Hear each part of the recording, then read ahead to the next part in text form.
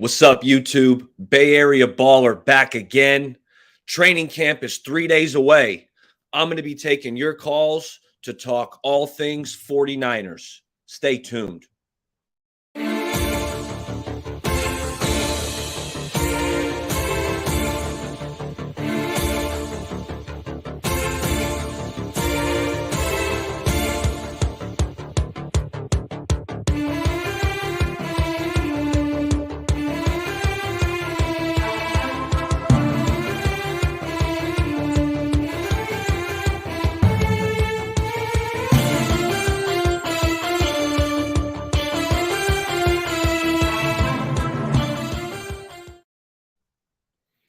Ballers back again. Hey, fellas. Last night I rewatched this 49ers Rams NFC Championship game, and I came away even more frustrated this time than when it happened live. And let me tell you why. With 6 minutes and 49 seconds left in the game, the 49ers were in a good spot. It was 17-17. It was the 49ers ball. And then we proceeded to have the most frustrating drive that I've ever witnessed in my life. Okay, let me recap it. And you can watch it back on my Twitter. I can't post it here because then I'll get copywritten. But first down, Jimmy throws an incomplete pass into the grass, right? And intended target was George Kittle. It looked like he had Ayuk coming open on the deep dig. I got to check the all 22 to confirm it, but NFL Game Pass is just so atrocious. They make it difficult to watch the all 22, even though you pay $100 for the year. Shout out NFL Game Pass. But so first down, Jimmy throws it into the ground. Okay. Second down, an inexcusable delay of game. We have all three timeouts. We got all three. You got to use them. Kyle, call a timeout. Jimmy, you got to call the timeout. You can't take the 5-yard loss with the NFC Championship on the line. Okay? But it happened. We got to delay a game on second down. Okay, so now it's 2nd and 15. Jimmy tries to end the game right there by throwing a pass straight into Jalen Ramsey's chest, which Jalen Ramsey drops. Okay, so now it's 3rd and 15. The ball was snapped when nobody was expecting it. All right. So it was like we were just totally unprepared. You know, whether it's Kyle, it's Jimmy. I put the blame on both of them for that drive. You know, it does feel like Jimmy's at the helm because, you know, he's the signal caller. He could have called the timeout. Now, he did this 3rd down. You can rewatch it. This 3rd down, he did try to call a timeout with like 1 second left on the play clock. And that pissed me off because you see Aaron Rodgers do it like practically every game. And he gets that call, right? Where right before it snapped, you call the timeout. But no, Mac had to snap it because we couldn't look at 3rd and 20. So Mac snapped it, whether Jimmy was calling for it or not, right before the play clock hit 0. And you can see Brunskill's not expecting it. Brunskill's looking back at Jimmy. Doesn't see the pass rusher blow right past him. So it's like the Super Bowl, the chances to go to the Super Bowl was on the line. And it was befuddling. It was an absolutely atrocious drive. I was pulling my hair out last night, rewatching that game and more specifically that drive. So then we had to punt. It's like people want to put it on Jaquiski Tartt for dropping that pick. Yeah, that was bad. But just watch that drive that starts with 6 minutes and 49 seconds left in the 4th quarter because it was bad. Again, you can watch it on my Twitter or even on my YouTube channel. You know, I post all the throws and all the plays from Jimmy Garoppolo or Trey Lance, so you can find that NFC Championship game that shows all of Jimmy's throws and just fast forward it to that sequence because it was frustrating. But, hey, I had to share that. And I got a couple guys already lined up to call in. So let's get right to it.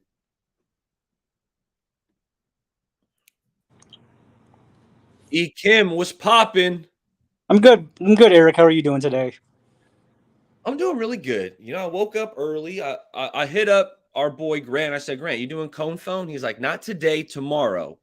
And I said, all right, if that's the case, you know what? Let me get on here and talk to the people because training camp's 3 days out, Kim. Yeah, I'd be happy that we'll have real football instead of a never-ending off season. That's facts. I know. I like to watch what happens on the field. That's what gets me excited. But hey, it's almost here, and I'm excited. Several topics I want to talk to you about. First topic is, didn't PFF come out and say, or someone came out and say that the 49ers don't have a top 10 roster coming into the season? Yes, PFF did say that. And yeah, I was surprised too, because it's like you look at this team and it feels pretty loaded. I kind of agree with that for the time being, only for this reason. What caused Andrew Luck to retire early? The Bad O-line. offensive line. And The we don't O-line. and right now we don't have an O-line outside of Trent Williams that we That's can pencil true. in. That's true. Yeah, I mean, yeah, why don't we I like this topic. Why don't we run down it real quick, right? Starting left tackle, you mentioned we got the best left tackle in the game, Trent Williams. Left guard, feels like Aaron Banks is tentatively penciled in at left guard. And I was at that Chiefs preseason game last year, Kim.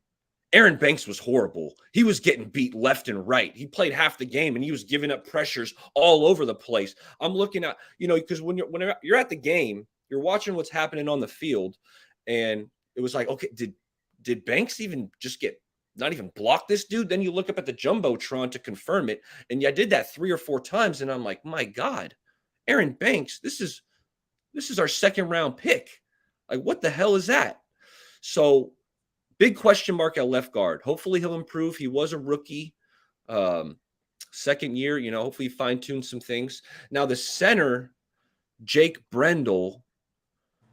This guy, now I'm thinking Brendel's going to be okay. He spent time with Lance on the, running the scout team last year. So those two have some camaraderie. And my opinion on center, as long as you can snap accurately in the shotgun and the scheme and where to call, right? Because the center's the one calling out pressures and which way the O-line needs to slide. Because from what I've seen, correct me if I'm wrong, Kim, but I feel like our center doesn't block one-on-one a ton. It's a lot of combo blocking, tandem blocking. So I'm okay at center. But the last two positions I'll touch on before I get more of your thoughts. Right guard, we're thinking it's going to be Brunskill again, right? And Brunskill, he's solid. Like, Brunskill's all right. The thing with him is he's prone to getting beat by a bull rush, but he's decent. I do like Brunskill.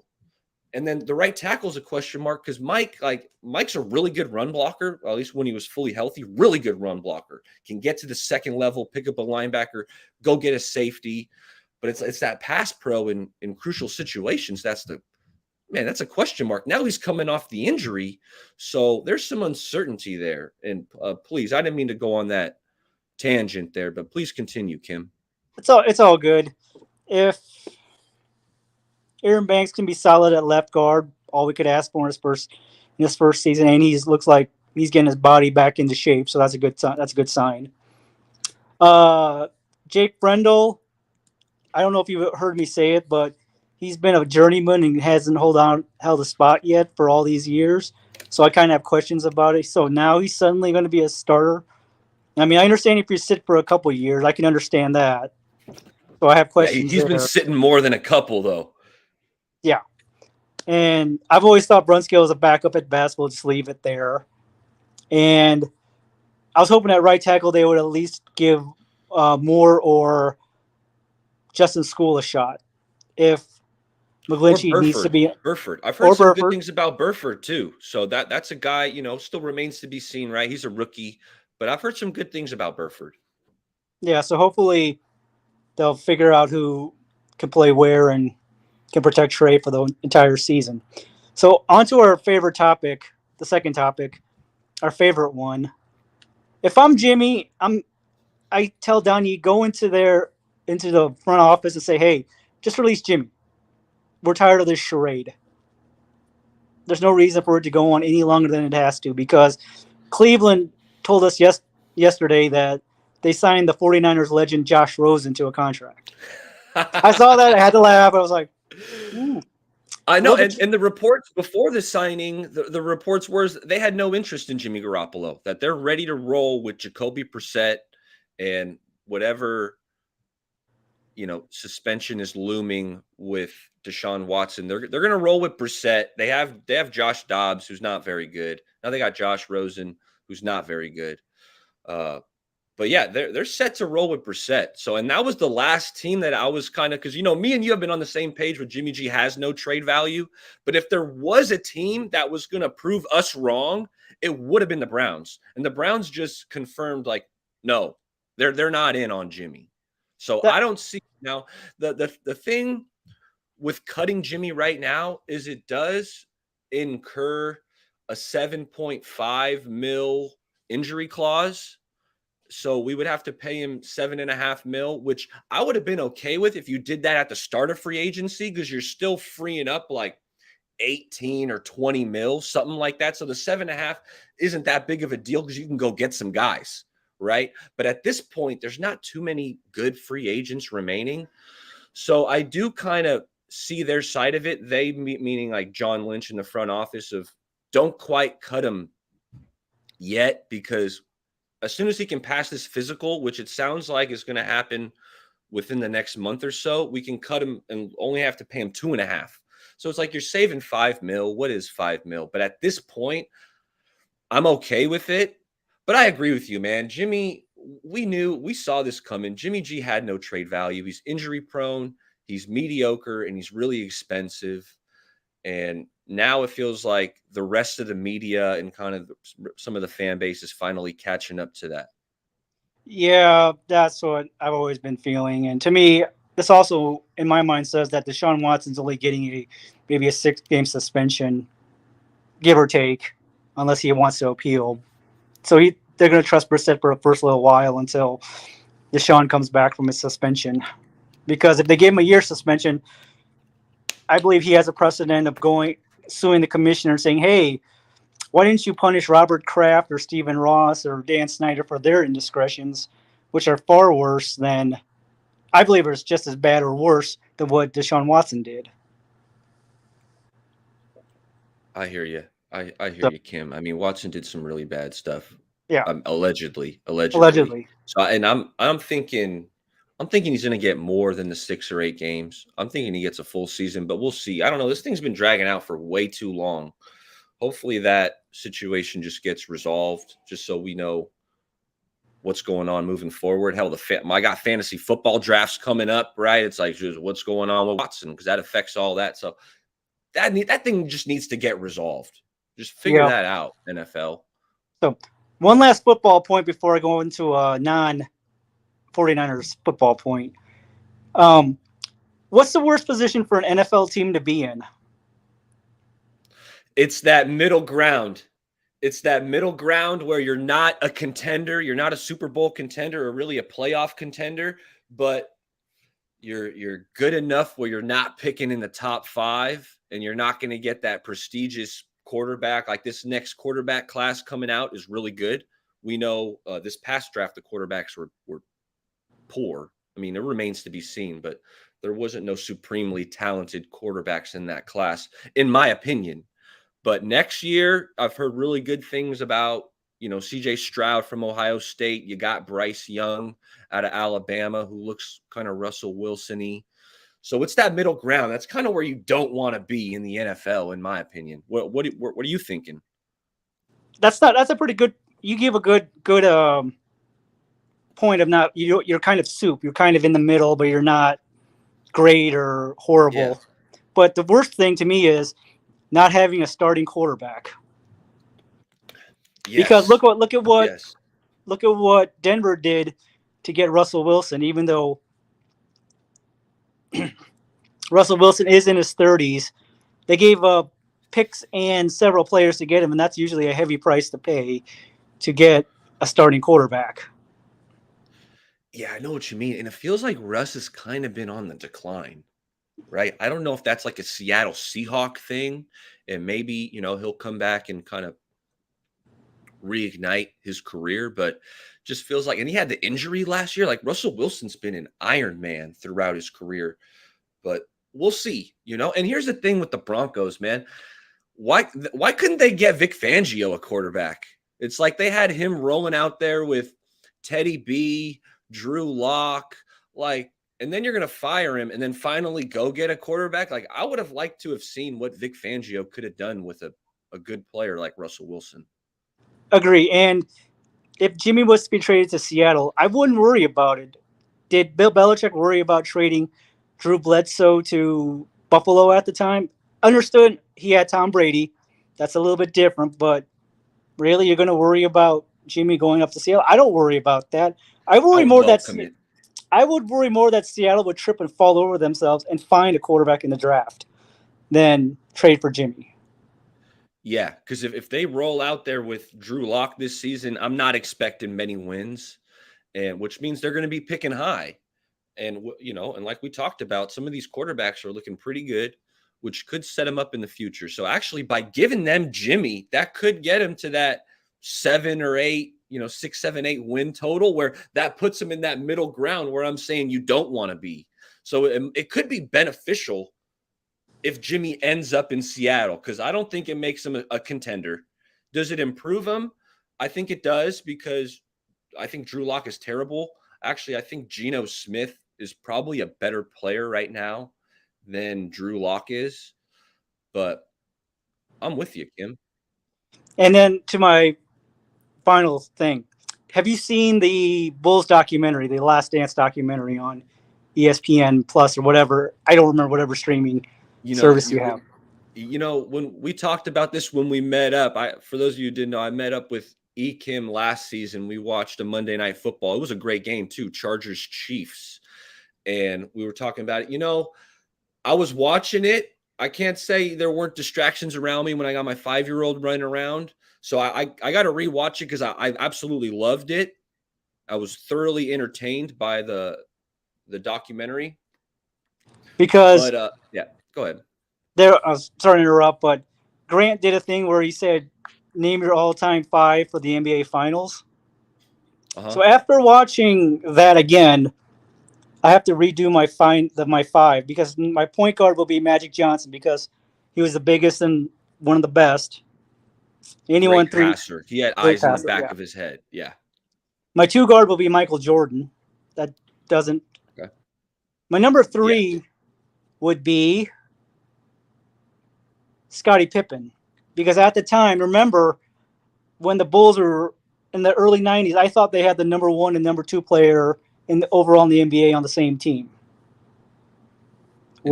Scottie, we know he was super athletic, lockdown defender. So I agree with you. Okay. And then number 4, I would take, because I thought the Bulls on the last three-peat had three of the best defensive players of all time on their team. Because if you think Dennis Rodman, Michael Jordan, and Scottie Pippen were very elite defenders. So I would take Dennis Rodman at 4, because he could also play 5. Because remember, he guarded Shaq by himself, and Rodman was not the biggest man. He was 6'7", 230, and could guard Shaq by himself. And what I loved about Rodman is just how he was grabbing rebounds all over the place. He knew the angles, like when the shot goes up, he knew the probability of where the ball was going to bounce off that rim and position himself. And that's a skill in itself. I'm not arguing with it. Right now, I feel like I see a flaw in kind of your first 4 guys. But please continue. I don't mean to rain on your parade, but who you got at center? This one took me a little time to think. I'll take the Dream, Hakeem Olajuwon, because he would do that dip and under and always get that basket up. And I was like, damn, could anyone stop it? But he was fun to watch, and he got Houston those 2 championships when Jordan was out. Yeah. No, Hakeem, he's big time. I've watched his highlights in defensively and offensively. Like, he's a true 2-way player. Now, when I was saying the only thing I would push back on you, Kim, is if you're playing in this era, I don't know if that team has enough shooting, right? Because there's not a true sniper in your lineup. So I think maybe putting in that boy Curry from the West Coast in place of Magic. Magic did some different things, but would give you that shooting boost. So that'd be my one pushback. I think you need another shooter in that lineup.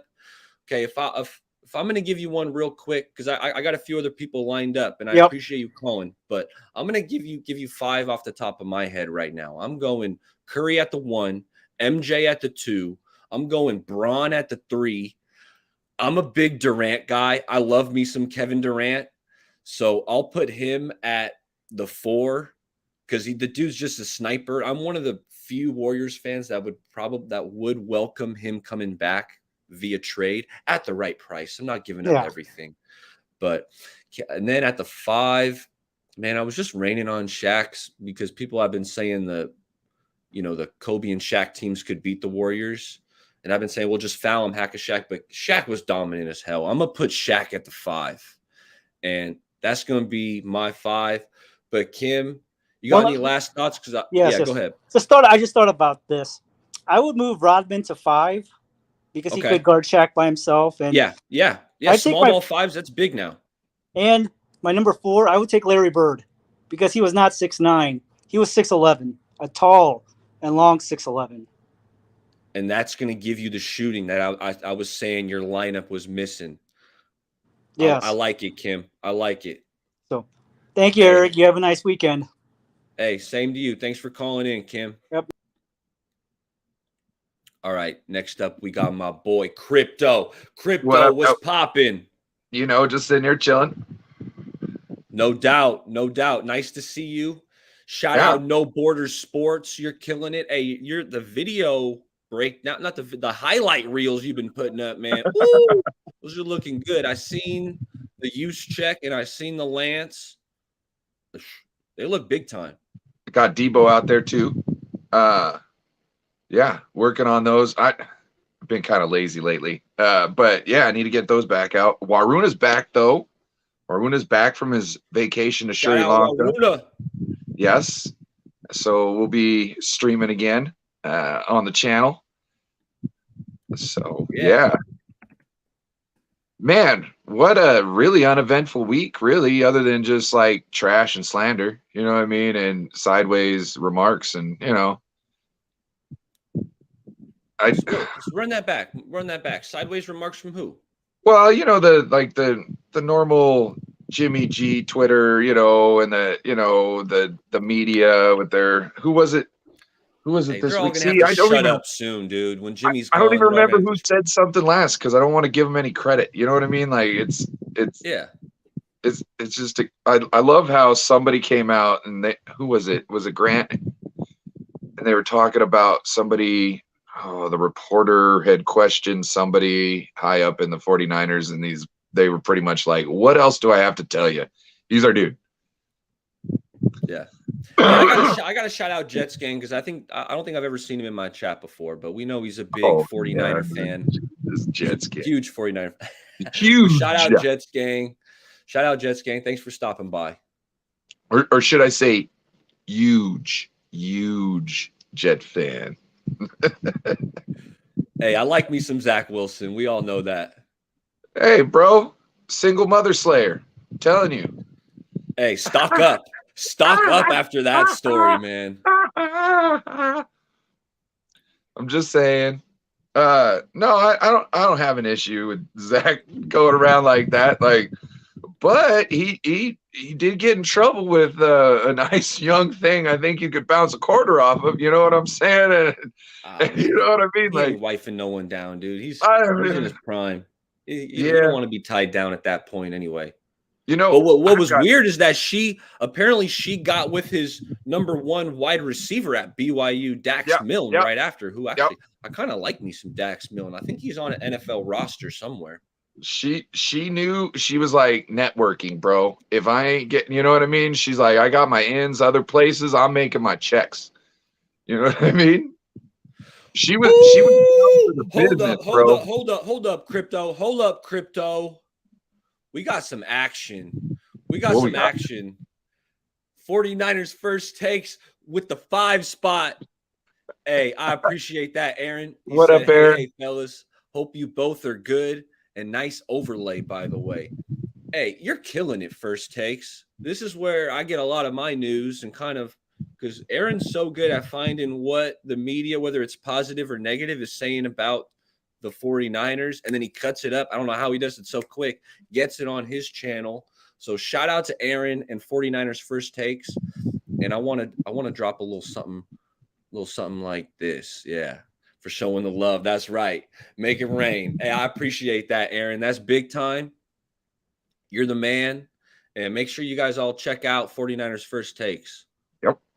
In fact, we do a show with him. Well, I do a show with him, Bashar and Bashar from 49er Minded and Niner Sickness, Betho. We all do a show on Mondays. So, no doubt. So is that rotating? That's rotating on your guys' channels? Yeah, it's not like every week. We haven't gotten the rotation down yet. We're trying to keep it up on the bigger channels first to kind of make sure everybody's kind of familiar with us, and then slowly, move it to the next one, then move it to the next one, kind of bring everybody along. With every little move. So we're trying to get the group up. I like this. I like this by Josh. He says Zach Wilson throwing bombs and banging moms. No doubt. Hey, I think Zach, we talked about on a previous show, I think Zach's going to have a bit of a breakout season. It all depends. There's so many weapons. If he gets time in the pocket, then yes, we'll be able to see a Zach Wilson. Okay. Or the Zach Wilson that you know what I mean, that you expect him to be. If he doesn't get time in the pocket, I suspect more of last year. Either that or he's going to have to figure out how to quicken his gameplay. You know what I mean? He was holding the ball a little bit. Yeah, he holds the ball a little bit. And something I noticed with him at BYU, he got better every season. And I'm expecting similar things in the NFL. Like, yeah, he was disappointing last year, flat out. I was disappointed by him. I took him in my 2-quarterback fantasy league, like late. I was like, oh, it's going to be a late round steal. Watch this. Kind of like I outsmarted myself. Being a rookie quarterback is tough. And we saw, 4 out of those top 5 quarterbacks all struggled, with the exception of Mac. Yes. But holding on to the ball isn't necessarily a bad thing. It's holding on to the ball and not understanding what's going on around you. You know what I mean? Like if you got your pocket and they're holding up, hold on to the ball and make a right decision. That's perfectly fine. You know what I mean? If your pocket is collapsing, get out if you can. If not, throw away the ball before you take a sack. You know what I mean? If you can get out, then as you're getting out, you need to start realizing where you're going to start to go with it. You know what I mean? Once you get that open view. Well, I think also you got to have that mental timer, because a lot of times by the time the pocket's collapsed, it's too late, because now you got a 300-pounder by the time grabbing your shoulder pad. Yeah. So it's you have to have that timer. It's like 2.5 seconds. 2.5 seconds. The ball has to be out the majority of the time, unless you got to be looking around, and check you have a path to escape the pocket, right, and buy more time, of course, then go do it. And that's why I think Lance is going to be so beneficial to this offense, because Lance does have, I think he has a good timer. That's what I liked about Lance over Justin Fields. I felt like Justin Fields is a more accurate passer when he sees a guy open, whether it's 15, 20 yards down the field. I think Justin Fields is more accurate with his arm. But Justin Fields has a horrible timer. He will hold on to that ball 4 or 5 seconds, which you can't do in the NFL. You can get away with it at Ohio State, but you can't do it at the NFL level. So that's where I think Lance, he's going to be able to buy some time, but he also has just a better feel for being a quarterback. He's got a better timer, more of a presence in the pocket. I just wish he would slide more. I know, Crypto. I've been, I've said it a few times, man. I've never seen Trey Lance slide ever. He gets down, like he dives forward and he tries to protect himself sometimes, but he also takes these hits. And I don't mind if he goes head forward early. You know what I mean? If you go head forward so you get as many yards as you can early before anybody can touch you, I don't mind that. But if you're going to do either that or do the Russell Wilson move, where you turn to the side and bend your knees like you're about ready to do the slide, and then once people disengage, you cut. You know what I mean? You got to either. Yeah. Oh, shout out to Bryant Culp again. Also, I seen him up in the chat. He's always in everybody's chats. I got to say what's up. Oh, no doubt. No doubt, Bryant. Yeah. Yep. He's Supporting big time. everybody. Yeah, we appreciate that. Now, I got a feeling who do you think could make some rumblings the first couple days of camp? You know what I mean? You always got these, after every practice, there's somebody who stood out in practice. What names are you expecting to see that nobody was expecting to see? Because I got mine. Yeah, well, I got one that jumps out immediately at me, and he's a guy where we keep adding to the D line room. So now it's like I wouldn't bet my life that he makes the team because he's only got, I think he's got like a half a sack or one sack, like 2 years in. This is going to be his third year, so through 2 seasons in the NFL, and it's Kevin Givens. Kevin Givens is a guy I remember last year. Grant's talking him up in preseason, but training camp, because the dude's just got this acceleration, Crypto. When the ball is snapped, Givens is shooting through the gap, and he's making plays in the run game.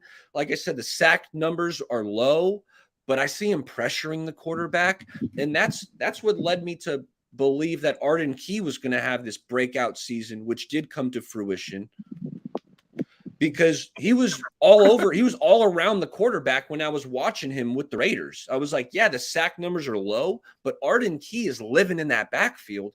And I'm seeing some similar things from Kevin Givens. So I think he's a guy who can impress early in training camp. And let me give you one more guy, because I know you got a couple guys, but let me give you one more. And it's Ray McLeod. I really like Ray.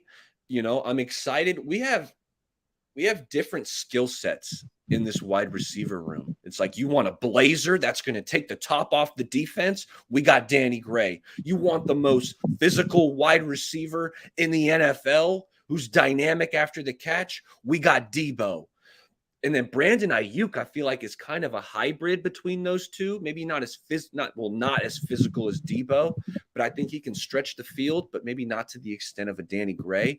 So Ayuk can kind of do it all. He's really good, on the slants and on the post. Those one-cut routes is where I think Ayuk is going to succeed. And while we're on the Ayuk topic, Crypto, last year, Ayuk, I want to say he had like 826 yards for the year. And I want to know, do you think he's going to hit that 1,000-yard mark this season? Oh, yeah. Okay. Oh, yeah. So The way I look at what Trey Lance is going to do for this offense is it's going to give everybody more yards, because the point where the reception is going to happen. Yeah, the point where the reception is going to happen farther down the field with less people in front of them, between them and whatever, the end zone, essentially. You know what I mean? So I think there's going to be more touchdowns. I think there's going to be more yards. I think it's a catalyst for more, all the way around, because everybody in that wide receiver core is a yak dog. You know what I mean? They're hungry for yak. Yeah, even Danny Gray, dude. I'm watching him at SMU. Like I'm talking about, he's this speedster that's going to stretch the D. Well, he's catching short passes, and whether it's a bubble screen, and he's gone. So Danny Gray's got some yak to him as well. You can't make that receiver room if you're not going through trash bins looking for extra yak just that people are throwing. You know what I mean? Like you can't make that room unless you're a yak monster. You know what I mean? Or on the verge of being a yak monster. You know what I mean? That's just how they play. That's how they train. Everybody's going to get more yards this year. And I think it'll happen with almost as much passing or with less. You know what I mean? Like attempts. Because even though because it'll be farther down the field. And I think it'll happen, I don't know, like so many times do we need, 3 or, like 2 5-yard plays just to get a first down. You know what I mean? And you got to pass them with Jimmy G. That's not the thing.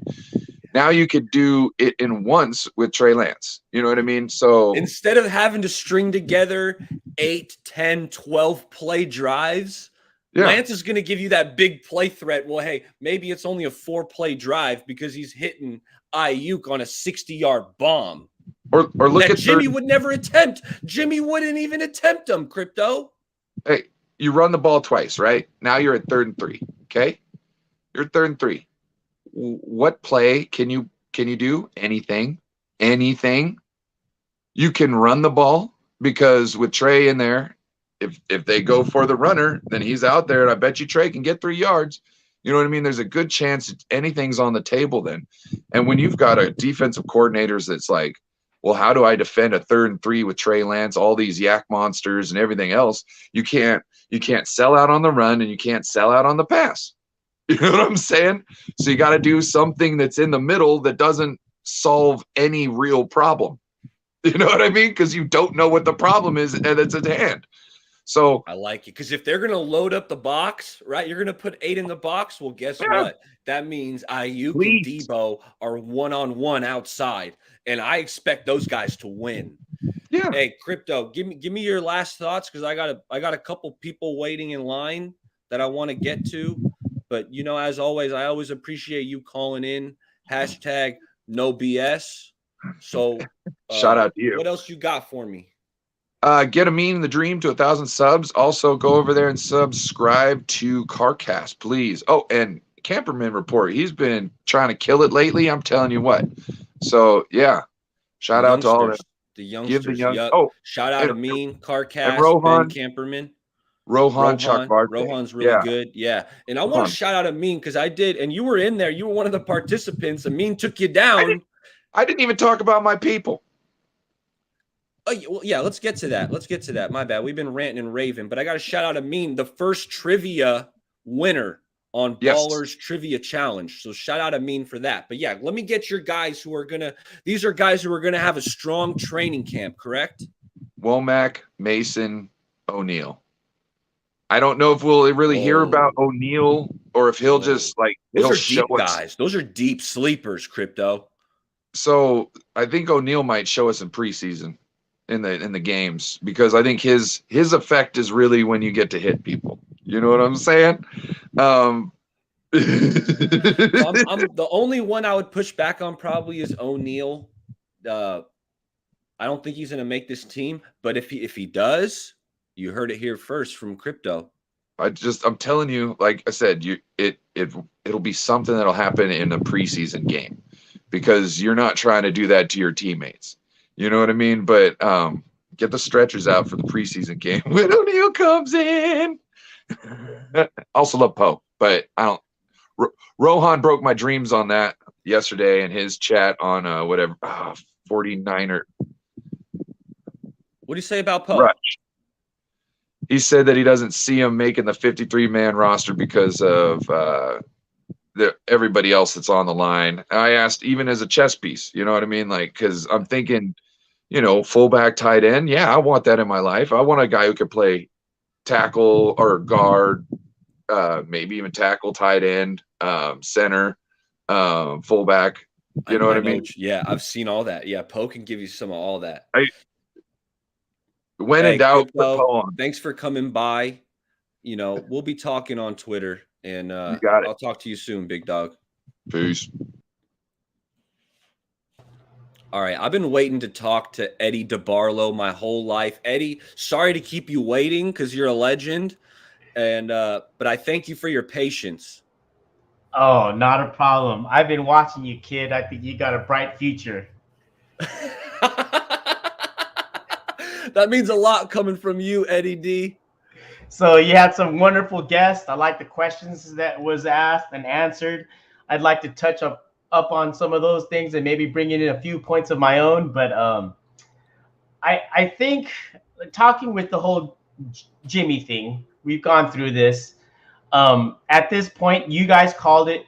You and Korean 49er, Jimmy doesn't have any value, and I think what's happening is, John Lynch is kind of like that neighborhood kid with that toy that he thinks everyone wants, right? And maybe at some point, some people did, some of the kids did, right? But then the toy broke. Then he's going around the neighborhood. Hey guys, I fixed it. The toy's fixed. I'm gonna sell it for this price, right? And everyone's like, "No, man, we moved past that already. And it's too expensive anyways."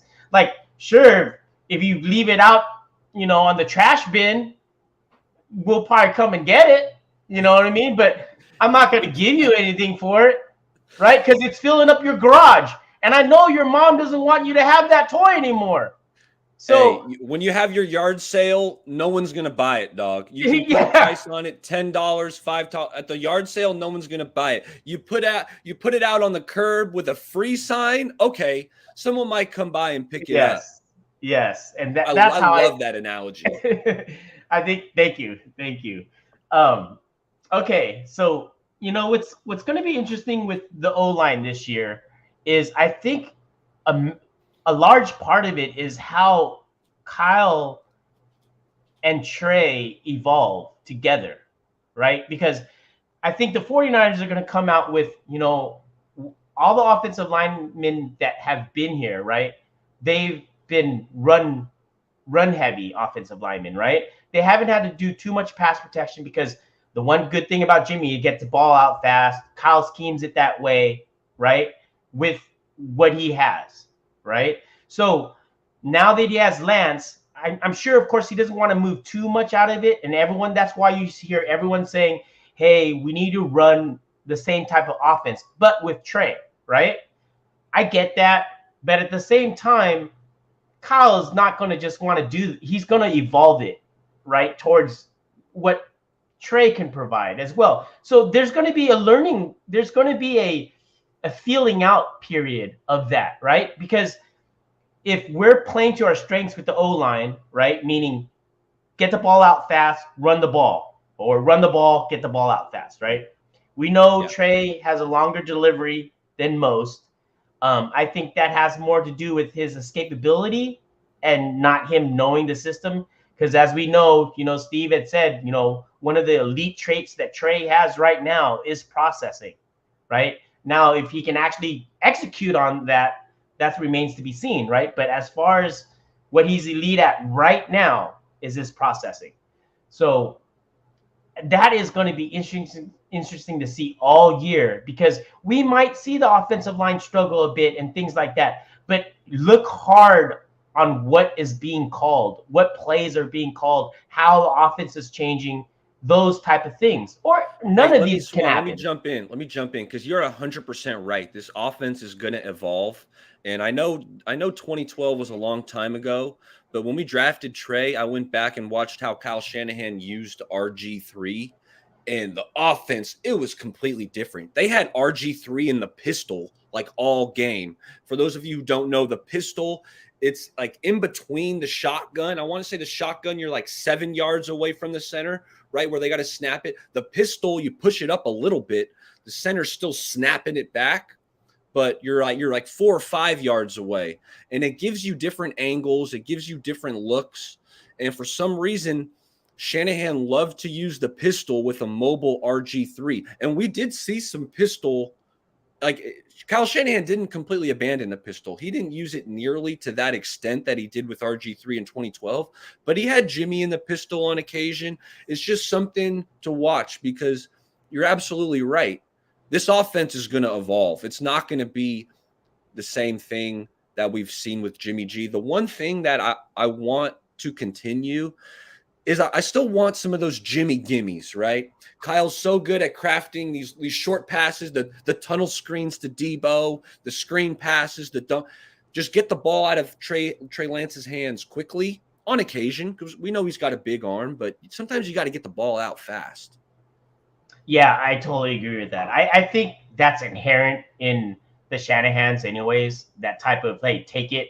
Like, I'm going to scheme these guys open. It doesn't matter where on the field. It just depends on what, the one thing that I love about the Shanahans, and the reason why I say the Shanahans, because I think Mike has a lot to do with this, whether it's calling him up, whether it's, Kyle being his son, being his protege, Mike's protege. I appreciate the football knowledge that these men like Kyle and Mike have, right? So they're going to know all these things. Like you said, like they have a lot of tools in their bag of tricks, right? What remains to be seen is it's how he manages people, right? That's the verdict is still out on that with Kyle, right? We don't know how that is. And then also, the end game play calling. Like, that the verdict's still out on that as well, right? Because Kyle needs to prove himself, right, at some point to win it all. And you know what I mean? You always have to prove it. Just like Kershaw had to prove that, hey, he can actually pitch in the postseason, like things like that. Like if you don't actually do it, everyone's gonna still knock you for it, right? And I liked watching baseball so much better when the Dodgers didn't win a championship, because then I still had that I was clutching onto, like, you haven't won a championship in the last since but now they won. Yeah, and even then, if they only win one out of all of these, I think their legacy is not going to be great. It's going to be somewhere like with the Atlanta Falcons of the 80s and 90s. Not Atlanta Braves.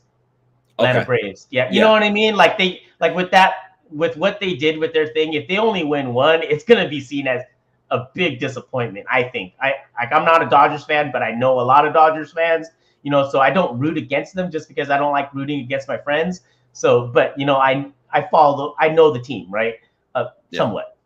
So yeah, I think where this offensive line, like, and you could see that the 49ers started moving towards that, right? Because you look at Aaron Banks, right? He was better. He was known as a pass protector, right? Like that's what he was known in college, right? Like he was really good at pass protection.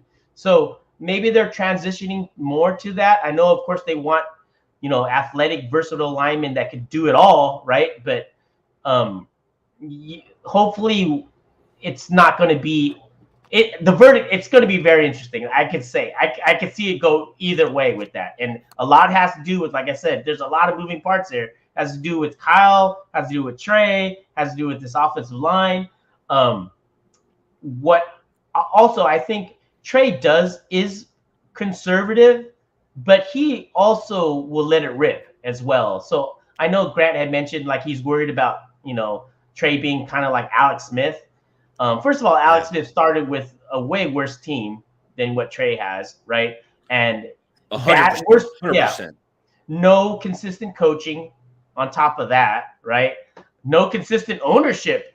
If you think about it, on top of that, right? So it's like, and then still with all of the lore, closer to the lore of what the 49ers expect of a QB, right? You get what I'm saying? Like, like there wasn't many years because it went from Joe to Steve to Jeff Garcia and then to Alex Smith, where now it's been Alex Smith and like, how many like all these quarterbacks that have come in since, right? Yeah. So that's a little bit different, right? And also I think like, he showed at NDSU, he lets it fly. If the coach calls it, he's gonna do it. He's not gonna be that.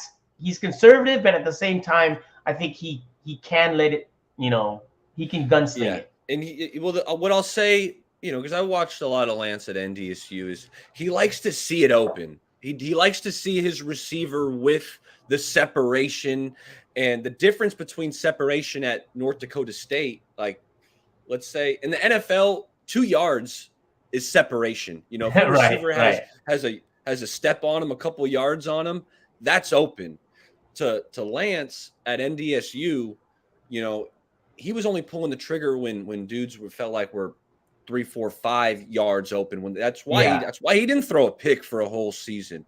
So, but I think that's something you can work on, as opposed to a guy like Jameis who just chucks anything he sees, right? And now you got to try to reel him back. I would try to tell him, hey, you know what? Go ahead, rip it. Try to fit it in. And we did see Lance do that. Yes, we did. I was going to say that. He did some of that in his 2.5 games last year.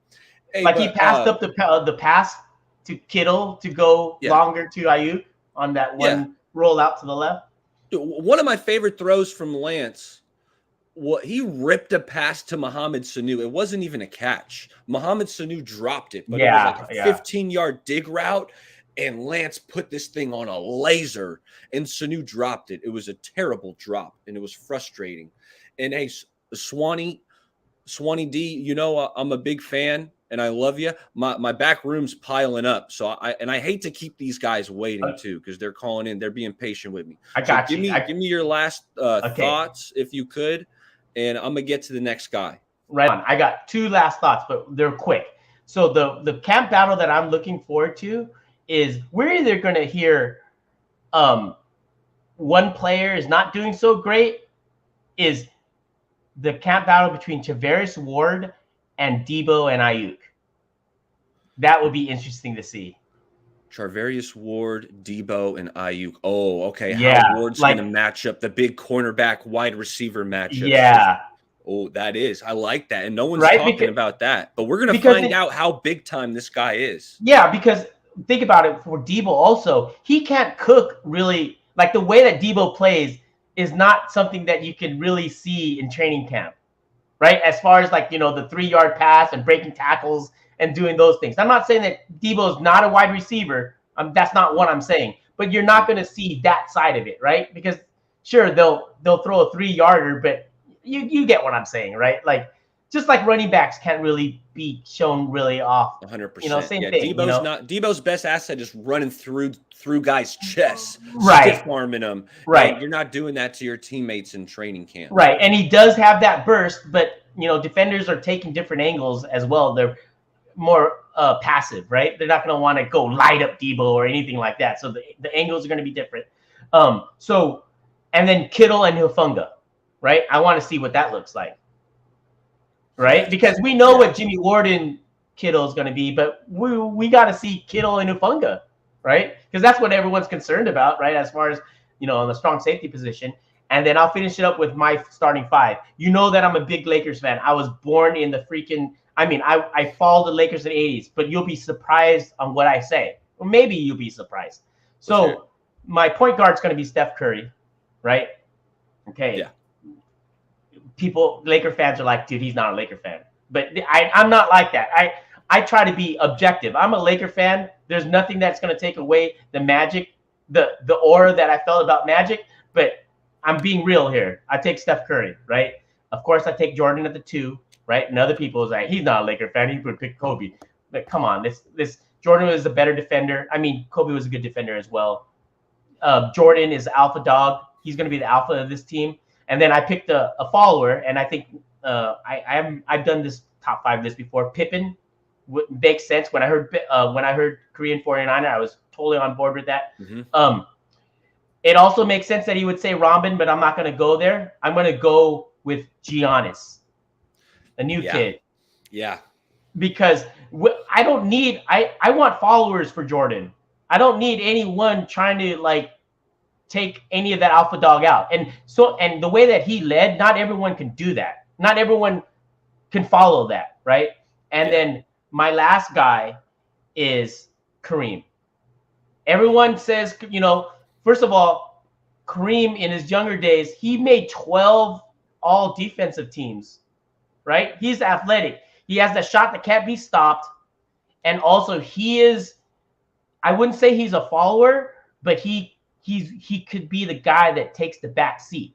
You understand what I mean? He's a humble personality who wouldn't cause a rift if he's not the lead dog. Yes. But he's the all-time scoring leader at the same time. Yes, exactly. And then you could throw him the ball. If the threes are not going down, put it into Kareem. I'm talking about a season of this, not just, you know what I mean? And I'm talking. I love it. When I point out, like I said, my backstage is piling up, and I apologize. I don't mean, because we could talk about this for hours, and we've done it before. Thank you for your time, and I look forward to seeing the rest of the guys. No doubt. I'll talk to you soon. All right, so next up we got Mike Miller. Just because I got a few guys backstage, I want them to know the order. We got Mike Miller coming up, then we got a Lil Niner. Okay, then we got my boy, That Niner Guy. And if you guys can't stick around, I understand. And lastly, we're following it up with Eric Dane, who was in the chat. So shout out to Eric. But that's the order. So first up, we got Mike. What's up, Mike? Thank you for your patience, by the way.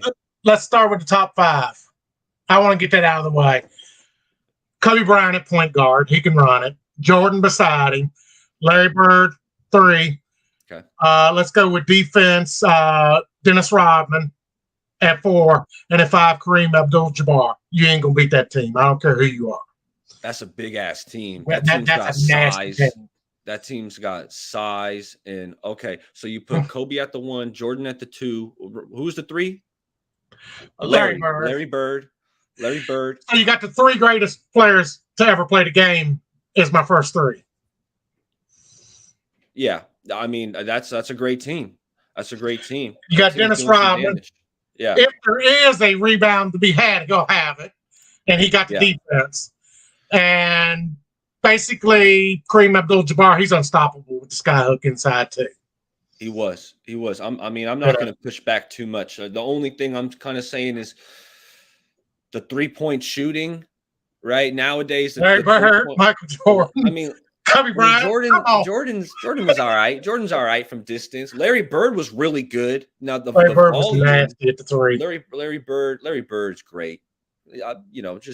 I've been watching so much NBA this past decade. It's like usually you want 2 or 3 snipers out there. I will tell you this: the NBA was better shooters back then. There ain't but one true shooter in this NBA, and that's Stephon Curry. Heard of Steph Curry? I said Stephon Curry. He's the only good shooter, period. Back when Larry Bird then played, there was 50 times the shooters than there was in this game today. Hey, I'll have to take your word for it. You're the OG. I got to take your word for it. I mean, worst case scenario, I'll take out Dennis Rodman, pick Curry in there, and we'll just run with Larry Bird and Kareem Abdul-Jabbar. You could do that. Yeah, you could slide Kobe to the 2. How could you ever lose? I mean, who do you not cover? Who do you not cover? You did take Bird one-on-one? No. Kareem one-on-one? No. Curry one-on-one? No. Michael Jordan? Any of them? You can't do them one-on-one.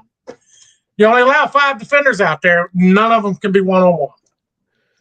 You ain't got enough to defend that team. No, they would dominate, destroy. I'm not going to try to say that a team can. But hey, Mike, because I know you're chomping at the bit to talk Niners, and I want to hear what's on your mind. What's on your mind, Niners? Jalen Moore will be a starter on the O-line. I either think he's going to be the right guard or he's going to be the right tackle. I like Jalen Moore. He's a stud. What I seen him play last year, he should have been the starter all last year. He's a stud. He's going to be a stud. I mean, he's just dominant. When you looked at him when he played, we plugged and played him at left tackle. He dominated. He dominated anywhere you asked him to, But if we get rid of Jimmy G, we could bring in a center to fill that position from Cleveland, who is yet to be signed, who is a Pro Bowler. Yeah, he's only 30 years old. Treader. I don't think the O-line is that bad as everybody thinks it is. That guy, I hear he barely practiced last year. He's barely been practicing. That's the only thing, right? He's got a degenerative knee. I don't want to say anything that's wrong, but from what I've heard, he's got a bad knee. Well, I mean, I'm looking at a guy, Billy Price, my cousin. I'm looking at my cousin Billy Price, who just played up in for the New York Giants. He was a former first-round pick, and I'm not saying he's a stud, but I think he's a competent starting center. So if you want to go get a guy, I'd go get Billy Price. I think our O-line could be good because we don't have a setting duck back there this year. They can't move. Jimmy G is part of the problem with the offensive line last year. What little bit we had. What are you looking at and smelling about? No, nothing. I'm just happy about life. Deebo Samuels, if he doesn't want to run the ball, send him down the road. You don't sign a guy to that type of money and let him dictate what he's going to do. No, the head coach and the owner dictates what you're going to do. If you want the money, you do as we say. Do you pay somebody $20 million and he says, I don't want to run today. Well, today I'm just going to take off. I'm going to go get my nails done today. Do you? No.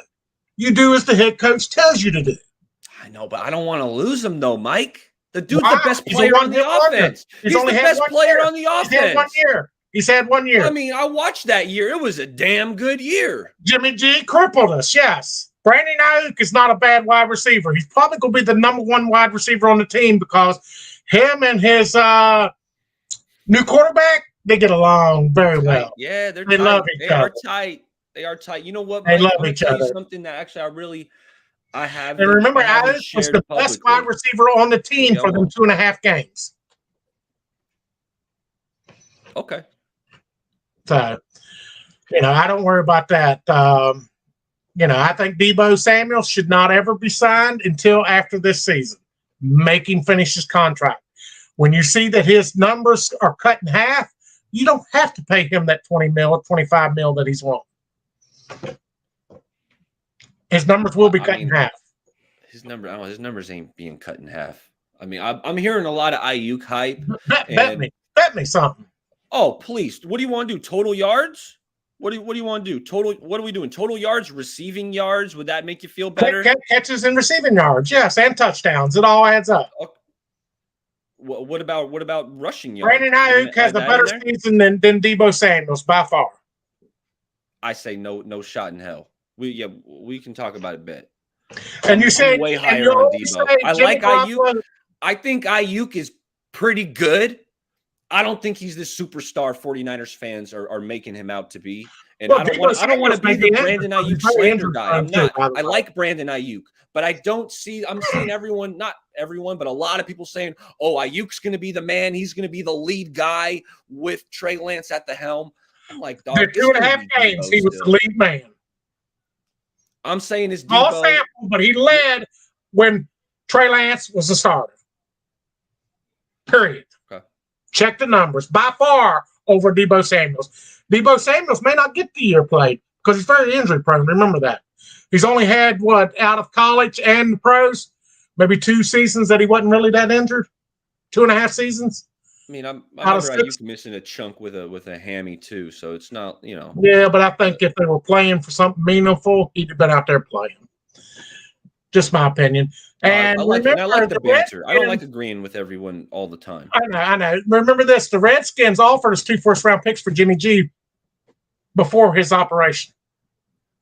I don't buy that. And y'all all said he didn't have no shot in hell. Not a shot in hell. I live by the Redskins. I hear the side over here. I hear the Redskins side. They had 2 second-round picks in for him before he decided to get his surgery and screwed that GM needs to be fired. That is the worst GM if someone's going to give you 2 first-round picks for Jimmy G. Do they watch him play? They must not have watched him. They just look at the quarterback record. Carson Wentz is horrible compared to Jimmy G's numbers. Are you sure about that? I got Carson Wentz and Jimmy G in the same tier. I think there's one more game tier of quarterback. Who won more games? Okay, you're sounding like Niners fans on Twitter. QB wins isn't a thing. It's not a thing. Oh, okay. Who's had the who's had the better season? If we're looking at the best season from Carson Wentz and the best season from Jimmy G, who had the better season? The answer is Carson Wentz. The guy was the MVP before he tore his ACL. Did he go to the Super Bowl? Did he go to the Super Bowl? Yeah, his team won the Super Bowl. He didn't win no Super Bowl. Hey, Mike, give me your last thoughts. And I really love the banner. I got to talk to you again because this is the type of shit I like. I like to skip for Shannon when we're going at each other's throats. That's my style. So I like this call, Mike. But give me your last thoughts because I still got people piling up, and I hate making everyone wait. Jimmy G to Atlanta for a second-round pick. Good night. Or good day. Yeah, I hope so, Mike. Thanks for calling in. Woo! That fired me up. That's how I like sports talk right there. This next call I feel is going to be a little bit different because I don't know what I'm talking to. Hey, what's up, Lil Niner, the 49er fanatic? What's up, baby? Hey, I saw you call in with my man Grant Cohn, and I'm glad you're calling me up. So what's up, Niner? What's on your mind? I've watched you grow your channel from the start to now, and I commend you. But we're talking about 49ers right now. 1, 2, 3, 4, 5, 6, 7, 8, 9. Look, I want to talk offense because I'm feeling that this year is going to be crazy good. I done lost my hat already. Go ahead, get your hat back on. 1,000-yard receivers last year, right? Ayuk had like 826, something like that. He was almost there. Kittle was like 15 away from 1,000. Deebo got over 1,000, and that was with Garoppolo. Now imagine So yeah. Lynch. See, they're used to us throwing the ball a lot, but we're going to be able to throw now. No more running like crazy. We're going to be able to throw. And not only these little short little tunnel screens to Debo, we're going to be able to launch it 50, 60 yards down the field with that cannon that's on that man Trey Lance's right shoulder. Tell that truth. No arm fatigue this way. Look, I love it. Ayuk and Samuel going to be outside treating DBs terrible. We got Kittle in the middle, and I haven't even spoke on that running game with Mitchell. Hey, little Niner, you know what stat I heard about Mitchell? He had the most carries and catches without either a fumble or a drop. Like that level of consistency, Shanahan's going to love that because, I mean, you're talking about a running back who's taking care of the rock, doesn't fumble, doesn't drop passes. He's smart. That's why I'm expecting Mitchell to lead this team in rushing yards again. I like me some Ty Davis Price. I'm a Price. So I like me some Ty Davis Price, but I'm still thinking that this is Mitchell's job. I believe that. Bay Area. And then if we get to third down, we got Jawan Jennings, who's going to come in and hurt people's feelings. You ain't kidding. How many times did that guy come up clutch on third down, like you stated, in the red zone? Jawan is that guy. I mean, he's 6'3". If he's a guy who could beat man coverage, you want to try to put him one-on-one. And what I like about him in the slot is he's a big slot, obviously, right? Most of these teams' nickelbacks are what, 5'10", 5'11". They're usually smaller corners. Oh, Jawan's going to post him up. Okay, Barry, I'm going on a limb, and I'm going to say 35 to 42 points a game. Wait, say that one more time. Say that one more time. 35 to 42 points a game. Hey, with this DeMeco Ryans led defense, if they're doing that, I mean, this team ain't losing many games at all. Think about it. Shanahan with those plays, Trey Lance, oh my God, I'm losing my place. I'm going crazy thinking about how good my Niners are going to be in 2022. I'm excited. And what I'm most excited about is just how this offense is going to evolve. I think it's going to be even more exciting. We're going to be stretching the ball down the field. Way down the field. Yep. Lil Niner, yes, I love it. Thanks for calling in. You got any last thoughts that you want to share with the fan base? I do. Everybody gets caught up in what Trey Lance can and cannot do. Let's just give a young man a chance, because when he's ringing it up, y'all gonna be all on this. I won't say that because it's a friendly show, but you got what I'm saying. Bay Area, I love you and thank you for having me. To the next caller, just talk about football. I didn't come out here for basketball. I love you, it's your show. But can I say the same thing? 1, 2, 3, 4, 5, 6, 7, 8, Niners! Niners. Hey, Lil Niner, thanks for stopping by. Thanks. That was big time. Okay, next up, I believe it's my boy, that Niner guy, who doesn't have his camera on, and you gotta be cautious with these things on here when you're inviting people on. So let me see. Okay, yep, that's really my guy. Okay, what's up, that Niner? And then Eric Dane, you're after Niner guy, just so you know the sequence. Hey, what's up, Niner guy? What's up, buddy? How you doing? Hey, nice to hear your voice. Can you hear me? I know we've been. Oh yeah, I got you loud and clear. You sound good. We've been trying to link up for a while, and I know we'll get another show together. But I'm glad you called in. Yeah, man, I'm driving to golf, and I just saw you were doing a live show. Like, all right, I'm gonna hop in the car. That's why my camera's not on, because I'm driving and I want to be safe. Yeah, drive safely, please. But, you're heading to the golf course, though, huh? Yeah, hell yeah, dude. So I'm an avid golfer, along with Niner Psycho Freak fan. But yeah, avid golfer, love it. No kidding. Yeah, that's big time, man. Yeah. When I moved out to the East Bay, I was trying to get out, but between me and you, I got a bad back. So actually golf was really giving me some pain. Yeah. Just on the Golf's not twisting. great for a back. Yeah. Man. You're gonna have a lot yeah, of problems with that.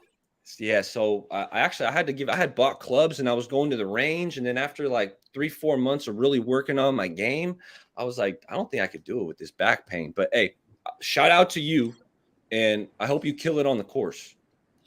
We'll see, man. I'm looking. I want to shoot an 84 today. We're cautiously optimistic. We'll see what happens.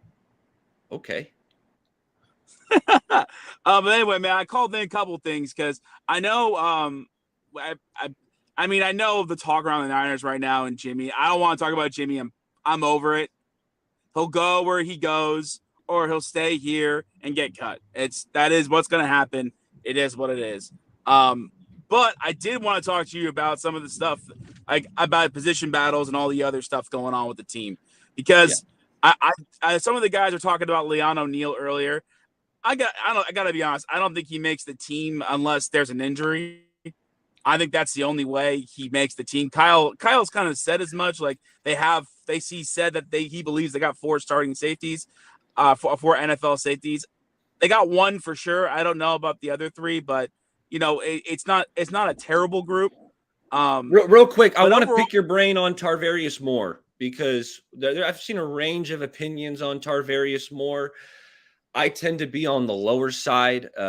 I'm not a big Tarvarius Moore guy, and that was before the Achilles. I hope he proves me wrong, and I hope Tarvarius Moore can ball out.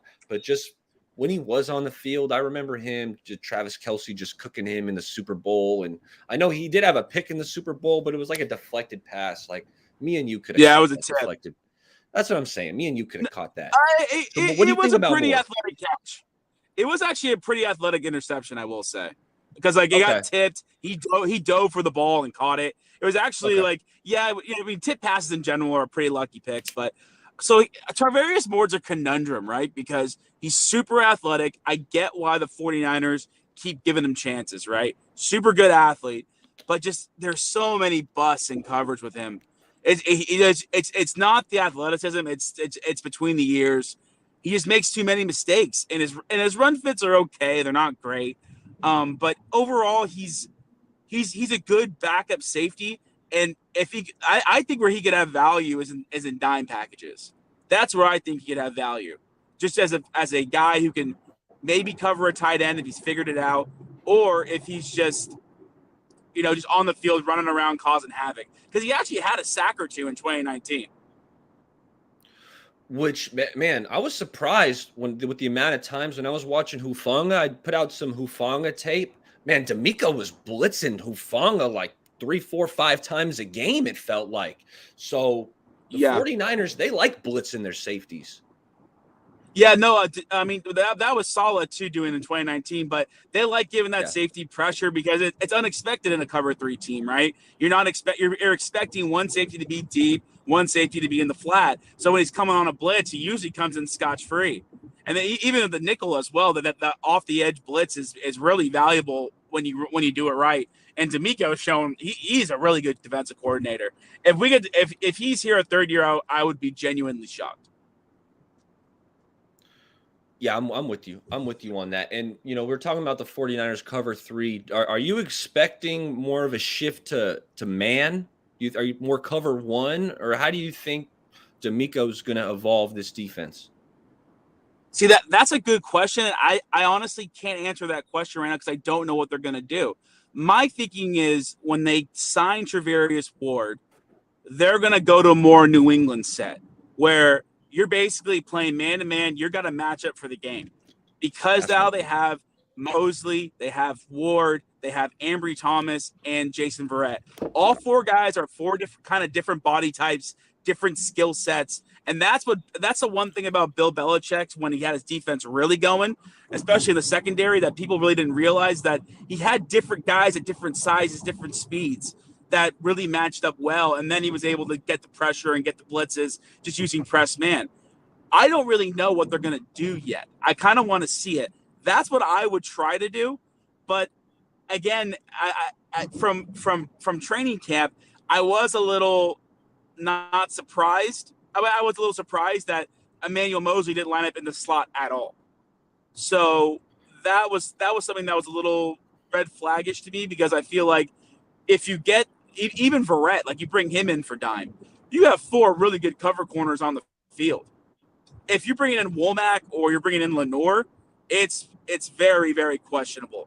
So I think that would be my bigger concern. It's just I'm not quite sure what they're going to do. I'm not doubting D'Amico Ryan's talent. He's going to figure it out. He's an incredibly smart guy. Kyle's a great coach too. Like, they're going to put people in the best position to win. It might take us some time to figure it out. We've seen that. That's been a theme of Kyle Shanahan. Sometimes he doesn't really know what he has until he rolls it out, and then it's like, oh, okay, I got a killer. Let's do this. I.e. Deebo Samuel 2021. Yeah, I'm with you. Paul, are you there? Shit. Yeah. I got you. You still with me, Niner guy? Oh, shit. I'm still with you. Did you hear me at all? Oh yeah. I got you. Let's keep it going. Okay. All right. Yeah. No. That's it. I just don't know what they're gonna do with on defense. Are they gonna stay in the cover 3 show? They're gonna transfer over. It sounds like they're gonna stay in cover 3 though from training from mini camps. I think that was the one thing that Grant and Jack observed, is that Moseley didn't go to the slot. Yeah, I'm expecting more cover 1. I'm expecting more cover 1 robber with probably Jimmy Ward deep in center field, Hufanga being the lurker in the zone where he's jumping an in-breaking route. And also when Hufanga's in that position, it makes it easier for him to play in the box, right? Because I think that's one of Hufanga's strengths is run defense. But hey, Niner guy, thanks for calling in. I don't know if the connection's kind of cleared up a little bit. Can you hear me? I can hear you, buddy. No worries. Yeah, my connection's not great. But yeah, let's sync up soon. And now we're actually got football to talk about, so things are going to get more exciting around here. That's what I love. Less speculation and more of what's actually going down on the field. That's what I like. Hey, Niner guy, talk to you soon. All right, buddy. Take care. All right. It's going to be my last caller, Eric Dane. Eric, I feel like I know you, but I got to be super cautious with these things. So probably next time I don't got to put this little graphic up. I hope you don't mind, but just kind of cover my own butt. I got to put this thing up until we get more acquainted, Eric. I still see you on my screen. Yeah. But hope you don't mind. Eric, thanks for stopping by. I don't mind, man. I still remember, I don't know if you know Jesse's channel, Last Second Sports, but he had a big problem. He had a call-in show, and somebody put an adult image and his that's why I got to do this. I got to do this. Yeah, I understand. I mean, I guess the people at home, they're not gonna be able to see my beautiful face. They're gonna have to be deprived of that for today. But we can. You know what, Eric? I recognize your voice, though. I recognize your voice. To be honest, I call into some other shows. Jack Hammer, Jesse's channel. I follow Rob Shue. I don't know if you know any of those guys. I called into Wayne Breezy. Called into Wayne's show one time too. So yeah, okay. So the voice is coming back to me. I know you. I've heard you. I get around a little bit. But all right. So starting, I noticed you guys were doing the NBA top 5 or your starting 5. I'll just touch on that real quick. My starting 5. I got Magic Johnson at point guard, Michael Jordan at shooting guard, LeBron James at small forward, Tim Duncan at power forward, and Shaquille O'Neal at center. Now that's bully ball. That's some big dudes. I know. I don't have a ton of shooting, but I'm gonna get to the basket. No one's stopping us from getting to the basket. It was a toss up between Shaq or Kareem for me at center. The only reason I went Shaq is because I think in a head-to-head matchup, I just don't think Kareem can physically stop Shaq from getting to the basket. Kareem might be the most skilled center of all time, but I mean, Shaquille O'Neal, I just think he's going to go right through him. I mean, no offense to Kareem, he's a great player. I just think in that particular matchup, Shaquille O'Neal is too big, he's too strong, too athletic in his prime. So it was a close one on that, but that's why I went with Shaq. No, I feel you. I mean, Shaq, just what he obliterated other centers. Yeah. Like he's just so physically imposing and dominant. I mean, I put Shaq when I said mine earlier, I put him at the 5 just because from what I watched, Shaq was the most dominant center. I was watching a video the other day. Because of Shaquille O'Neal, they had to change the materials that they used to build backboards because the backboards were not strong enough. He was breaking backboards left and right. They had to build. That's when I mean, there's certain players that they've had to change the rules. Wilt Chamberlain, they had to change the rules. For Shaquille O'Neal, they had to change the rules.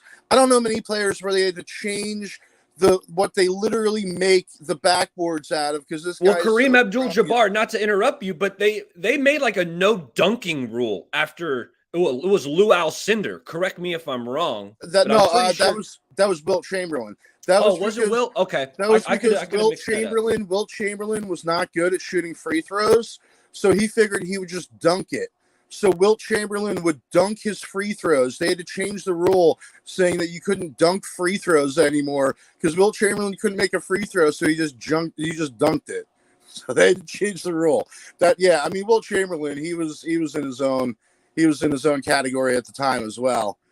But just going back to football, I think as far as the Niners, the reason I wanted to call in today, I noticed in the offseason it seemed a lot of people were upset by the way that the offseason went.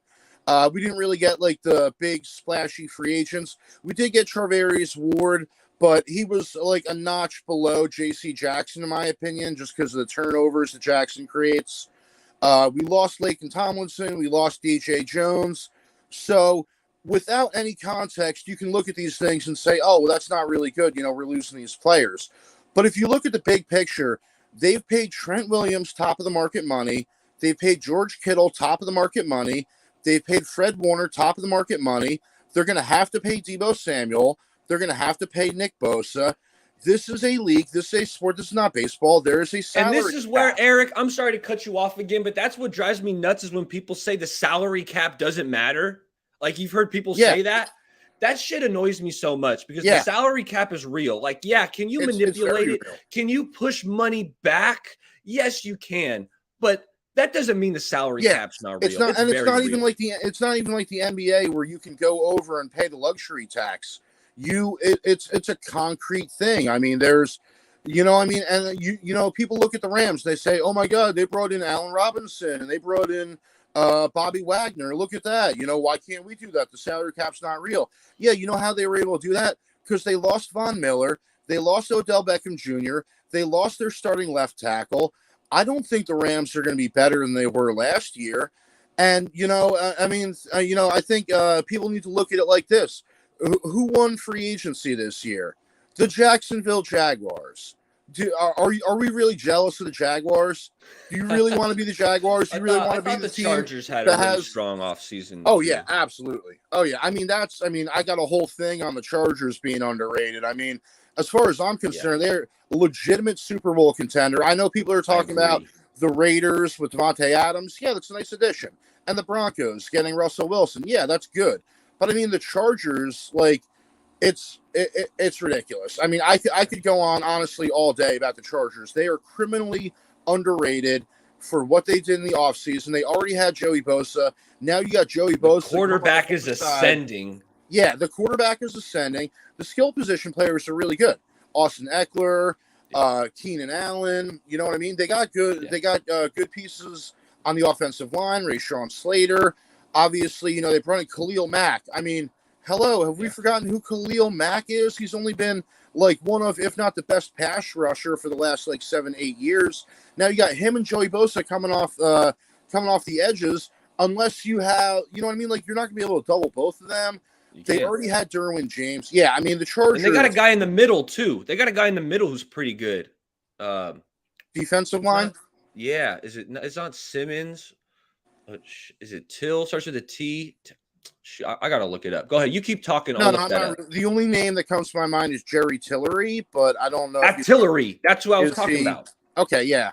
He's pretty good. I mean they're criminally underrated.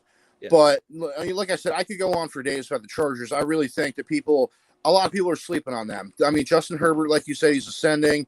they really did well with what they did in the offseason. I know a lot of people want to look at the Broncos, Russell Wilson. I mean, I don't know, man. Russell Wilson, I'm going to sound stupid if I say that Russell Wilson is overrated, but I think Russell Wilson is slightly overrated. I think a lot of what he does comes extending plays outside of the pocket, which he's brilliant at. I think he's got a very strong, a very specific skill set in terms of deep passing. He's one of the best deep passers in the league and extending plays. But I don't know. I mean, like, just behind center, reading a defense and finding the open man and delivering the ball accurately, I wouldn't put Russell Wilson in the same category with guys like Tom Brady. No. I just wouldn't. And Eric, So, I bet you'll agree too. Like the fact that you're 6 foot or under 6 foot, you see it with Kyler Murray too. Yes. It makes it difficult to play in the pocket. It does. Like if you can keep these guys, it's easier said than done. But if you can keep a Russell Wilson and a Kyler Murray in the pocket, they're missing reads, right? There's guys running downfield open, but you can't see over a 6'4", 6'5" offensive lineman. That's why they're trying to weasel their way out of the pocket. Yeah, it's simple physics. If you're 6 foot tall and you have a guy that's 6'5" standing in front of you, unless you jump 6 inches in the air, you're not going to be able to see over their head. It's just simple physics. It's not a coincidence that most of teams always look for those tall quarterbacks. It's the prototypical guys growing up in the 90s and the 2000s. It was, you had to be 6'3", 6'4", 6'5" to play the quarterback position. Yeah, and you can be successful, guys like Drew Brees, but you have to have a very strong skill set. Like Drew Brees was very accurate. He was good at reading defenses. He delivered the ball very well with anticipation. If you can have like Hall of Fame qualities in those areas, you can overcome it. But yeah, I think that's been a real problem, especially for Kyler Murray. I don't think he's quite as good as Russell Wilson. I think Russell Wilson has done a better job of overcoming that. But with Kyler, I think, and that's why, like, I'm not really that worried about the Cardinals. I know they just signed Kyler to this huge contract. Like we were talking about earlier with the salary cap, the problem with that is now that you've signed Kyler to this big contract, that's going to limit your ability to put players around him. And I don't think Kyler Murray's the kind of guy that's going to carry a team by himself. So I'm not too worried about that. Yeah, but let me just tell you why I'm not worried about it. It's that head coach. I'm not a believer in Kingsbury. So, I mean, I'm with you on kind of ruling out the Cardinals. Yeah, absolutely. But I just wanted to go on about like I said, I think a lot of fans are upset about the way the offseason went. I just think we got to keep things in perspective. There's a salary cap. You can't pay, because of the salary cap, you can't pay every player top of the market value. So this is not a bad problem to have. This is a good problem to have. This means that you're successful. This means that when you draft guys like George Kittle and Fred Warner, and when you give up, what did they give up for Trent Williams? Like a 3rd round pick? Yeah, it wasn't much. Yeah, he was coming off the missed year, and he didn't want to play for the football team anymore. Yeah, it was like a 3rd round pick. Yeah. So just those 3 guys. I mean, and Fred Warner was drafted, 3rd round, I believe? Yeah. George Kittle drafted in the 5th round. So you're talking about an investment of 2 3rd-round picks and a 5th-round pick, and you have 3 guys who are, at the very least, in the conversation for best player at their position. So now, but that's the thing. When you hit on a pick like that, when you hit on a pick like George Kittle, you really want to keep him on your team. That means paying top of the market money. When you pay enough guys top of the market money, you got to fill out the rest of the roster with smaller contracts, and I think they're doing a very good job of that. It seems to me that they've done a very good job of being forward thinking in their planning. Like we're not getting to a point where a guy, like, we lose Laken Tomlinson and all of a sudden it's like, oh my God, what are we going to do? No, they had a plan in place last year. They drafted Aaron Banks. You look at, we might not be able to bring back Emmanuel Mosley next year if he continues to play the way he's played. That's true. I'm really big. I think Emmanuel Mosley is great. I think somebody's going to pay him, and I think he absolutely deserves it. So you look at that. So they drafted last year. They drafted Ambry Thomas. They drafted Diamador Lenore. This year they drafted Samuel Womack. So I think that the front office is doing a very good job of understanding which players we can afford to keep and which players we can't.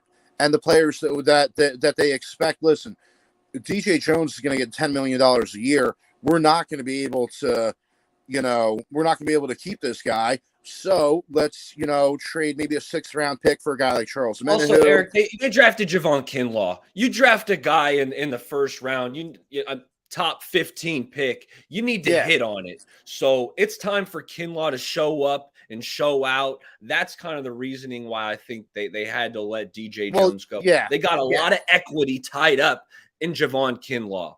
Yeah, I mean, I'm a little worried about Kinlaw, not from a talent standpoint, but he seems to be really top heavy, like just looking at him from a physical standpoint. And my concern with large guys who are like kind of top heavy, when they start getting those lower body injuries, I don't know, man. Maybe I'm wrong. It just seems to me like that's a lot of weight. That's a lot of like force that you're putting on those knees and those lower body joints. And I think, the problem with, joint injuries is that cartilage doesn't grow back. Like once it's injured, like it's not, that's not something that really grows back. So I don't like I have a hard time criticizing players for injury problems. This is one of the reasons that, like, with Jimmy, with the injury problems, like, I don't blame him for his injuries. I blame him because he keeps making the same mistakes over and over again. He doesn't learn from his mistakes. It's not my issue with Jimmy Garoppolo. It's not that he throws the interception over the middle. It's that we've seen that play over and over again. The first time you make that mistake, you know what I mean? Like the first time that Trey Lance throws an interception over the middle, I'm not going to say anything. You can make a mistake. But if it happens 3, 4, 5, 6 times, if it's your 3rd, 4th, 5th year with the team and you're still making the exact same mistake, okay, now it's a problem because now you're not learning from that mistake. So I don't really hold it against players for having injury concerns, but it's something you got to pay attention to because, the best ability is availability. If you can't stay healthy, like you could be the most talented player in the world. You could be a great guy. Like nobody disputes that Jimmy Garoppolo is a good guy. I think he handled the past season with class. I think he did. And, you look at guys like, Ryan Tannehill, when they drafted Malik Willis, he said, I'm not here to teach this guy. Like Jimmy Garoppolo could easily gone that route and that could have divided the locker room and he didn't. So he's a good guy, but, so that's my issue. That's my only concern with Kinlaw because I think he's a big guy. He's strong. I don't know if he's going to get after the passer like DeForest Buckner did, but I know I've seen some of your shows before where you want him to get after the passer, and I think that would be great. Obviously, the more people you can have getting after the passer would be great, but and we're talking Kinlaw, right? That's Kinlaw? Yes. Well, any defensive tackle. If you're drafted in the top 15, you can't just be a run stuffer, in my opinion. You can get a space eater in round 2. Go pick up Danny Shelton. The dude's freaking enormous. He can eat up space for you, right? If you're drafting a guy in the top 15, the guy needs to get after the quarterback. No, I understand. That's just my stance on that. I think that's important. I just think that I think defensive tackle number 1, you got to stop the run. Number 2, you got to get after the passer. I think in that order. Yeah. So I think you know what I mean. Obviously, I'd like him to be able to do both, but again, if he can't stay healthy, it's not really going to matter. So, but I can't remember the guy's name off the top of my head. They drafted somebody. Kalia Davis, so he's injured. They're going to basically redshirt him for a year. So I think that they're doing a good job of anticipating these issues before they become issues. And I just wanted to say to the rest of the fans, because I know some of the fans are a little upset with the way the free agency went. It's, like I said, do you want to be the Jacksonville Jaguars? Do you want to win free agency?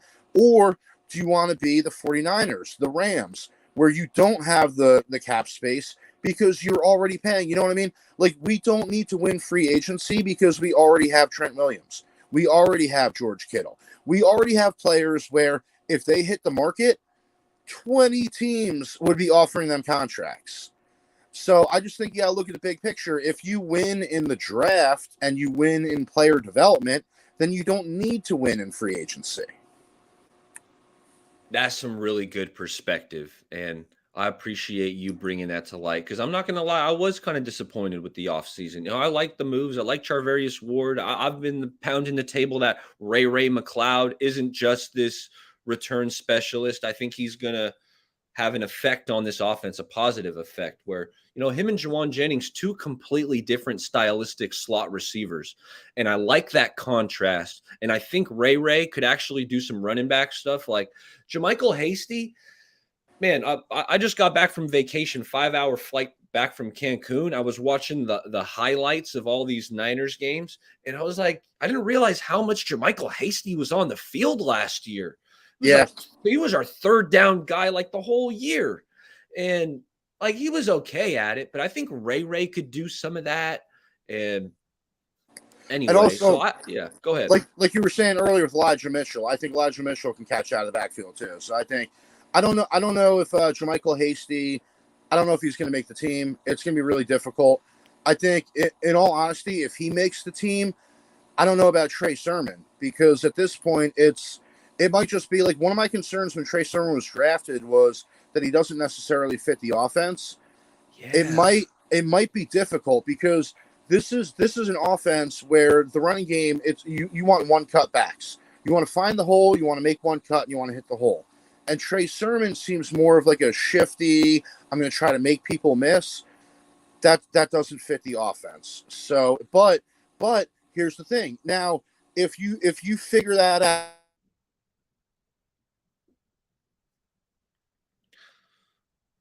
might be losing you, Eric. Let's see. I think he'll bounce back.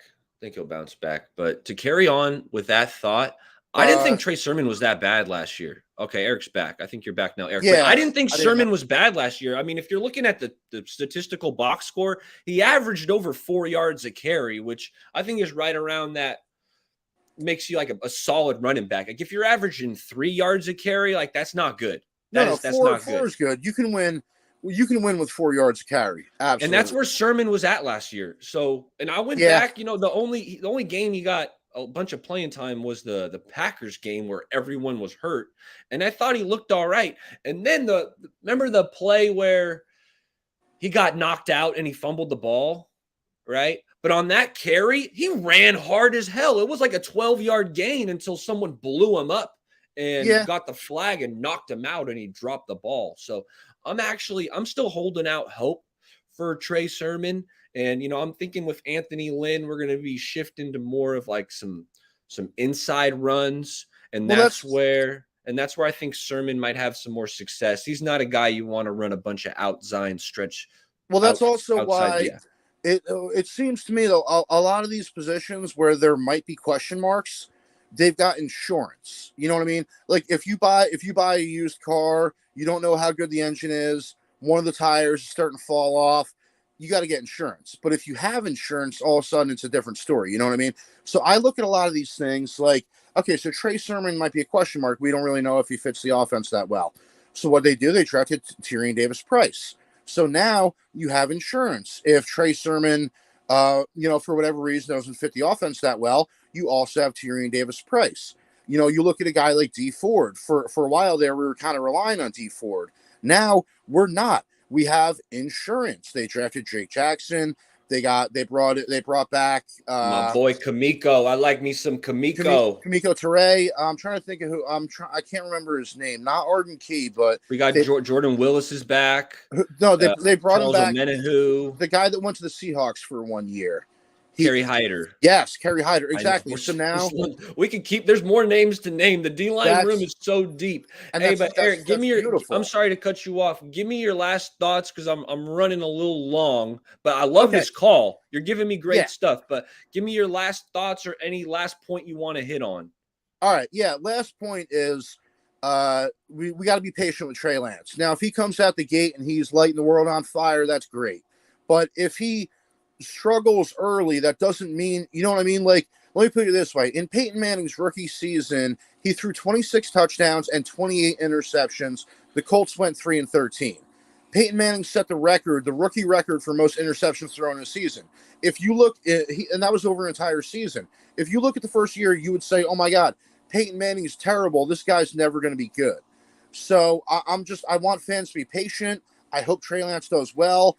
But if he comes out the gate and there's a little bit of struggles, that's okay. It doesn't matter if he makes mistakes. What matters is if he learns from those mistakes. And if he learns from those mistakes, it's going to reach a point where it's friggin' magical because of all the talent he has around him, because of Kyle Shanahan's coaching scheme, because of Trey Lance's ability to throw the ball anywhere on the field, his ability to extend plays, to run the ball. I think eventually it's going to reach a point where everything clicks. And because I think that this is what Kyle Shanahan wanted. If you look at everything that he's done when he's gotten these players on offense, it's all about versatility. It's all, and the reason for that is because that allows him to disguise what he's doing. When you put George Kittle in there and you put Deebo Samuel out wide and you put, Elijah Mitchell in the backfield, you give them one look. But now you shift Deebo Samuel in the backfield, you're giving them a different look. George Kittle could either block, but he could also leak out and catch the ball.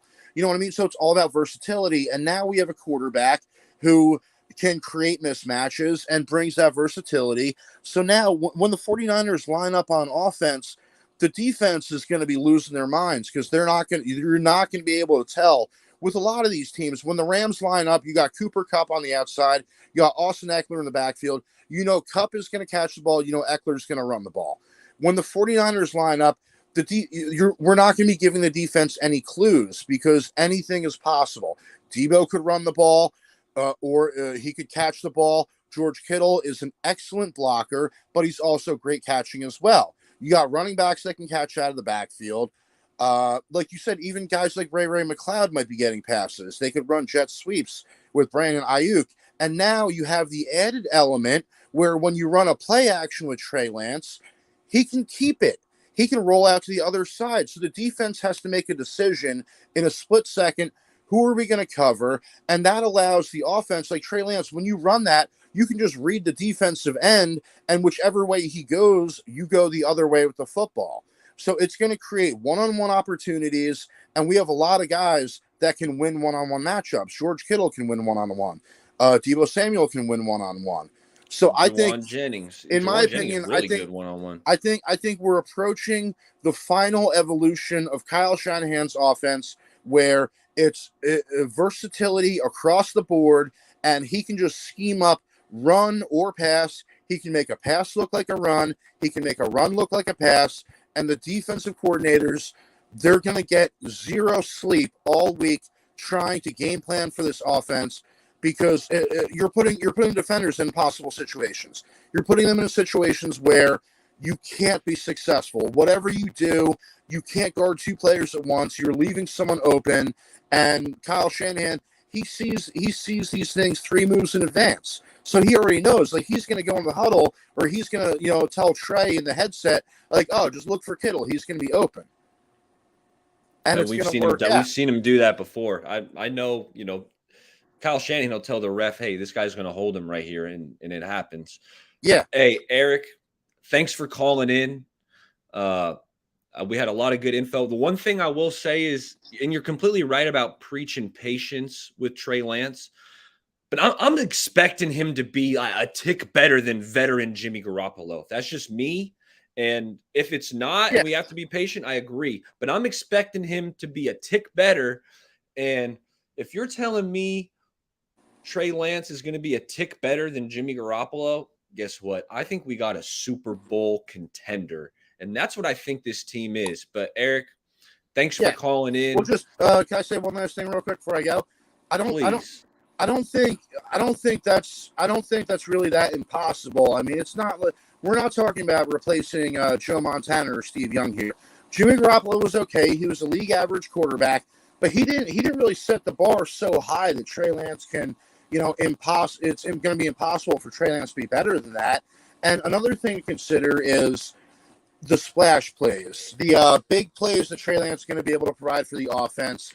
If Trey Lance is as productive as Jimmy Garoppolo for 99% of the game, and then you add those 1 or 2 big plays on top, now he's more productive than Jimmy Garoppolo. So I think it's going to be a different kind of game. It's not going to be this, check down over the middle, dink and dunk, these 14 play drives that we're used to. It's going to be a different kind of productivity. It's going to be deep passes. It's going to be, throwing the ball to the sidelines. It's going to be extending plays with your legs, hitting receivers downfield. So even if his completion percentage, like with Trey Lance, I think there's a different set of stats you got to look at. I'm not really looking at his completion percentage. I'm looking at yards per attempt, because if you throw the ball twice and you have, let's say 50% completion percentage, right? But you're averaging 12 yards per attempt, then you're getting a first down every 2 times you throw the ball. It doesn't matter. The completion percentage at that point is irrelevant, because you're doing what needs to be done. You're getting first downs. You're moving the chains. So I think it's a different set of metrics you got to look at with Trey Lance. And even if he's a little bit less productive than Jimmy in the ways that Jimmy is good, I think that production is going to be exceeded with the big plays that he's able to bring to the offense. I'm excited about those big plays too. Eric, thanks for calling in, and we'll talk again. This ain't going to be the last time I'm doing a call-in show. Thanks for calling in, and I'll talk to you soon, all right? There it is. Let me get this thing off of my face. Let's see. Where's that? Where's this at? There it is. There it is. Hey, thank you guys for coming by. Baller Takes Callers. Hit the like, hit the subscribe. And, hey, training camp starts in 3 days. All right? We'll have some real stuff to talk about. Okay? So make sure you tune in. This was a hell of a show. This was one of my best call-in shows right here. So thanks for dropping in, and we'll talk again soon.